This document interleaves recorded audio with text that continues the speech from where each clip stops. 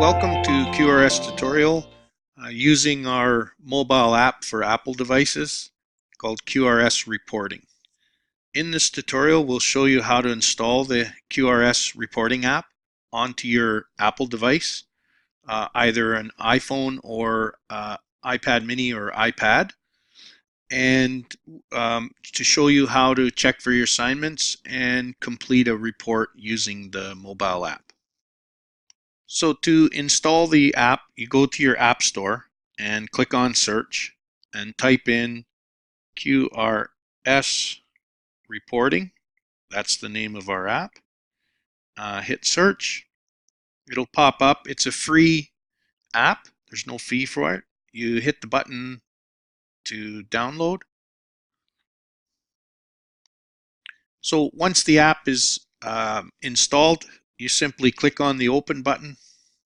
That'll open the app, and it's going to allow us to send you notifications. Say okay, that'll give you updates. It's also going to want to know that we can use your location. You have to turn this on, so click allow. Once you're in, then you enter in your subdomain. So ours is quick.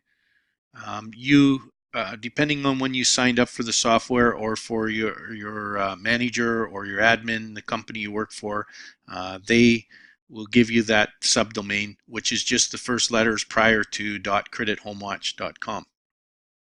There's also a feature in here you just saw, which is the ability to send us a bug. It's called Instabug. You can go to instabug.com on how to use it. They have a really good tutorial in there. And that allows you to do a bug report right from the phone and send screenshots and comments. So once you've done that, then you enter in your email address. This is the email address that you use for the system. Either it's the one your manager put in, or if you're the admin, it's whatever your account you sign in to your dashboard with. This exact same email you use and password. So we'll enter our password, and then we simply sign in. Once you're signed in, the first thing you want to do is go down here to the bottom to settings.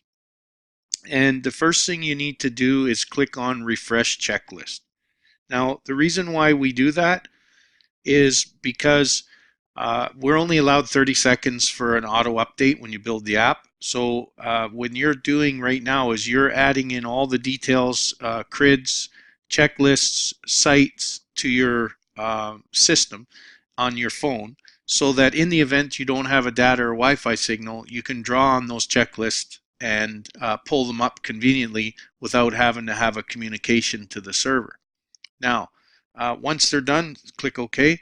And remember, these are not auto-refreshed, so if you make a change in the main dashboard, if you change a CRID questions, if you change a permatask, if you change details in a site or in a client, you need to come in here and refresh the checklist. Now, you don't have to do it every day, but if there are changes in the system, so we recommend that you do that at least once a day, just in case there's a miscommunication and somebody made a change in the system, so that you don't run into any problems.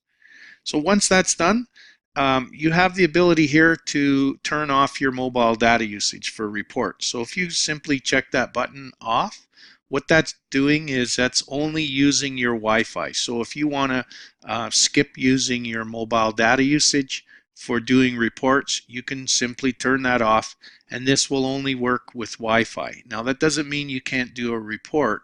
What that means is you can go to the site, do a report, get it ready, hit I'm done, and then it goes into a holding pattern. Then when you get to a Wi-Fi signal, either a free Wi-Fi at a coffee shop or go back to the office or home, then you can send the report through your Wi-Fi. Then you can turn on your mobile data usage. This does not affect the mobile data usage on your phone.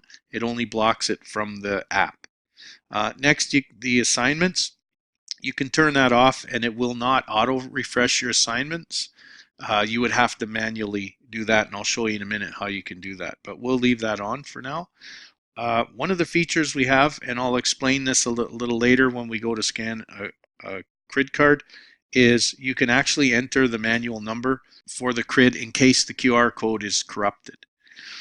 This is where you can come to log out, and it also gives you the latest version. We recommend, if you don't have auto update on, that you go and check on a regular basis, or you sign up for our YouTube channel where our weekly newsletter comes out, and you'll be able to tell if we've released a later version. So usually that's a fix or an upgrade that comes out. So keep an eye out for the latest version. So, and that's your setup. So next thing you do once you get signed in is go in here and you pull your finger down about halfway down on the page, and that's how you activate to check for the updates on any assignments that you may have. So once your assignments are loaded, all you do is take your finger and place it about in the middle of the assignment, pull it to the left, and now you can confirm the assignment. And what that does is, so when you go to scan the QR code for this assignment, it'll show up in your system. So now that it's in your system, you can check it out. And this is what you do prior to arriving to the site, or once you get to the site, you can confirm that you're on the right site by checking the address, the client's name, the unique CRID name, the date and time of the event starts, the estimated time, and it's currently open, and you have also access to your notes. This is, assignment notes, CRID notes, and site notes that you have access to prior to scanning a QR code and doing it. So you can always see your assignments in advance. What you'll notice is there's no confidential information here. There's no alarm codes, gate codes, nothing like that. You actually have to scan the QR code to get those report details. So I'm going to show you that next.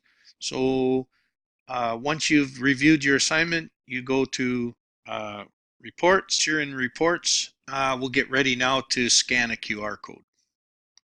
So now we're ready to scan a QR code. For this purpose, we can scan it right from the computer screen, but normally you would print it out, laminate it, or keep it in your vehicle or put it at the client's property. One thing I want to mention, I mentioned earlier, is if this QR code gets corrupted, let's say you get moisture on it or it gets distorted, all you need to do is come down here, and you have two choices. If you want to use the web-based version, you can actually manually type this into a URL in Google Chrome or whatever web browser you're using, and that's the same as scanning a QR code. But if you do get to the site and there's an issue with the QR code, or you don't have a QR code with you, say you forgot it, you can actually enter this number manually. So if we go to settings, and remember, we have this feature here called CRID, enter the CRID manually.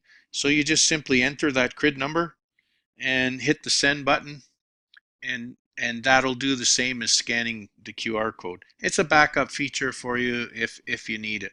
We're ready now to scan our first QR code. So we simply hit the scan a CRID button. The camera, it's going to use the camera on your phone.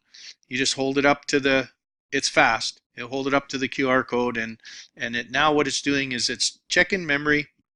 It's checking to see if you've got a connection, and now you have the option to choose either the assignment or your perma tasks.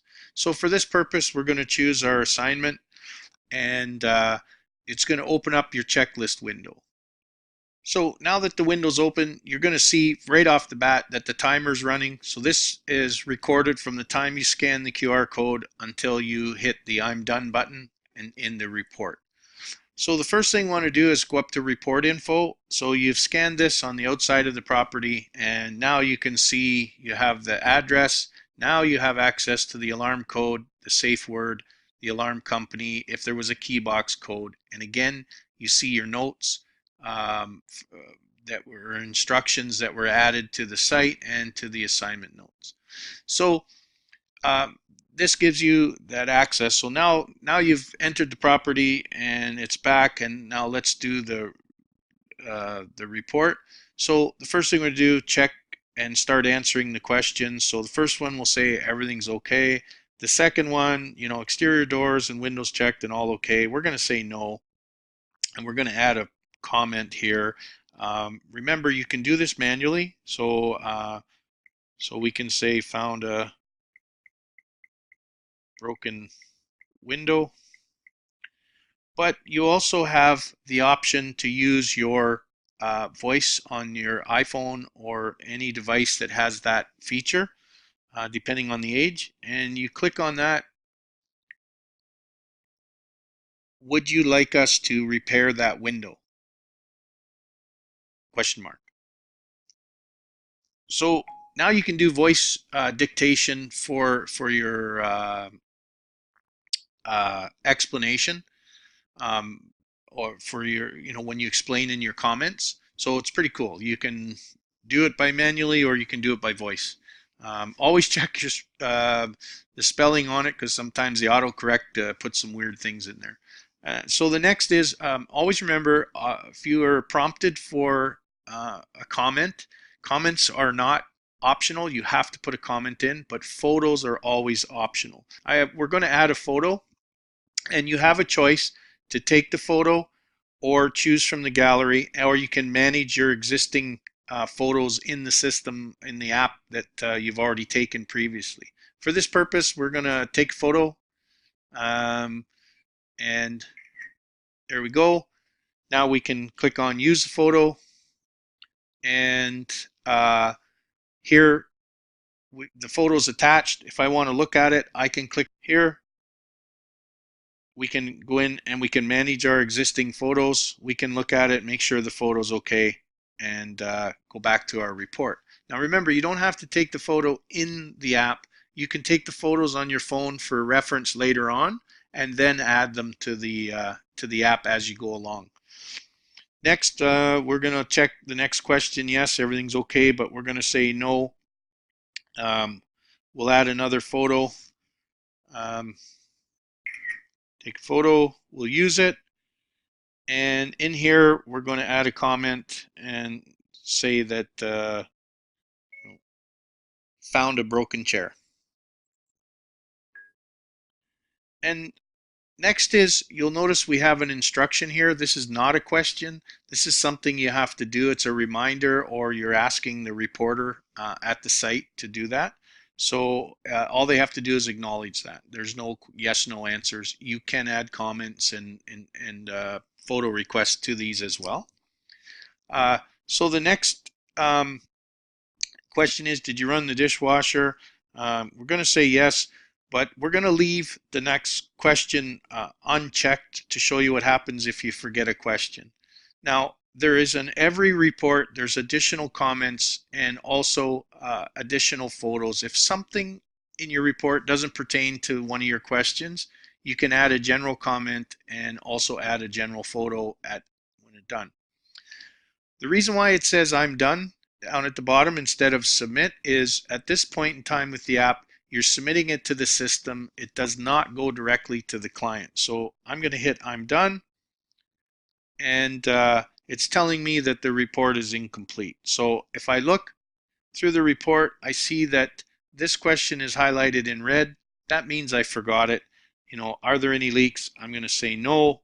Now I'm ready to hit I'm done, and now I'm sending the report. You have the option to look at your unsubmitted reports, and it'll tell you as it's sending the report that it's in progress, sending it to the system. So we'll go back to reports while that's sending. Once the report is submitted, you can simply go back in and you can view it. You can see the details. You can open the report. At this point, you're not able to edit or change the report. It's already sent to the system, and it'll show up in the dashboard of the manager or the admin. And that's how you do it. Now, if you decide that you want to, you don't need this report anymore, just put your finger in the middle of the assignment, slide it over. You have the choice to open or delete the report, and you can eliminate that from your system. Also, if I go to assignments, I can do the same. Once the assignment is done, it shows up here as done. You can simply slide your finger to the left and you can delete that from your device. And that's how to use the iOS QRS Reporting app. We hope this tutorial has been useful. Please remember to subscribe to our YouTube channel to stay up to date with all of our recent tutorial videos, weekly updates, and any other news that we send. We'd sure appreciate it if you would follow us on Facebook and like us on uh, also on Twitter. And don't forget to sign up for our newsletter if you're not. And if you are signed up, please be sure to open those, as they're very important to keep you up to date on new features and new changes that we come out with at all times. So thank you for choosing QRIDit Home Watch Edition from QRS. We sure appreciate it. Thank you.